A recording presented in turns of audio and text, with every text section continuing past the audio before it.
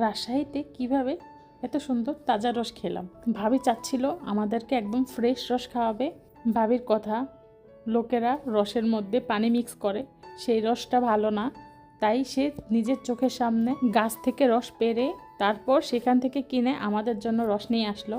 ভোর থেকে ভাবি জানলা দিয়ে অপেক্ষা করতেছিল কখন খেজুর গাছ থেকে রসটা পাড়ার জন্য লোক আসে। আমরাও অনেকক্ষণ ধরে ওয়েট করতেছিলাম, ভাবি যাচ্ছে আমরা যাব না, তা কি হয়? তো ভাবির পিছনে পিছনে আমি, আন্টি, রুমা আপা, আহাদের বাবা সবাই মিলে গেলাম রস সংরক্ষণ করতে।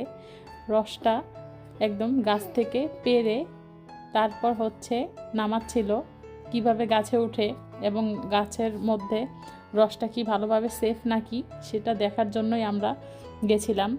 ওনাদের রস প্রত্যেকটা গাছের মধ্যে হাঁড়ির উপরে তারা নেট দিয়ে রাখে, যাতে এখানে বাদুড় বা সাপ এখানে ঢুকতে না পারে, যাতে রসটা বিষাক্ত না হয়। তো আমরা একদমই তাজা গাছ থেকে পেরেই ফ্রেশ সুন্দর রসটা আমরা কালেক্ট করলাম, এবং উপর থেকে ফেনাটা সরিয়ে তারপরেই কিন্তু আমাদের বাকি রসটা দিয়ে দেয়। আশা করি আজকের ভিডিওটা তোমাদের ভালো লেগেছে। আমার ভিডিও ভালো লাগলে লাইক, কমেন্ট এবং শেয়ার করতে ভুলবা না। আল্লাহ হাফেজ।